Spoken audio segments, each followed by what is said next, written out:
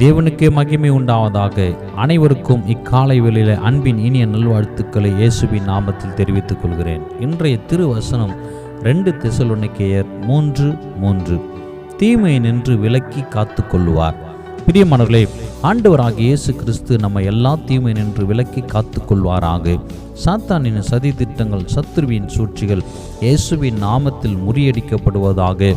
எல்லா தீமையான காரியங்கள், எல்லா தீங்குகளை கர்த்தர் முறியடிப்பீராக. தேவ பிள்ளைகளே, உங்களுக்கு விரோதமாக எழும்பும் ஆயுதங்கள், தீமையான காரியங்கள், எதிர்ப்பின் ஆவிகள், கொச்சரிப்பின் ஆவிகள், தீமையான செயல்களை செய்யும் ஆவிகள் எல்லாவற்றையும் இயேசுவின் நாமத்தில் முறியடிப்போம். இயேசு கிறிஸ்து எல்லா தீமைகளிலிருந்து முற்றிலும் விலக்கி நம்மை காத்து கொள்வார். பாதுகாக்கும் தெய்வம் இயேசு இருக்கிறார். நம்மை ஜெயமாய் நடத்த இயேசு இருக்கையிலே நாம் சோர்ந்து போக அவசியமில்லை. ஆண்டவராகிய இயேசு கிறிஸ்து எல்லா தீமையினின்று நம் அனைவரையும் விலக்கி பாதுகாத்து வழி நடத்துவாராக. ஆமென்.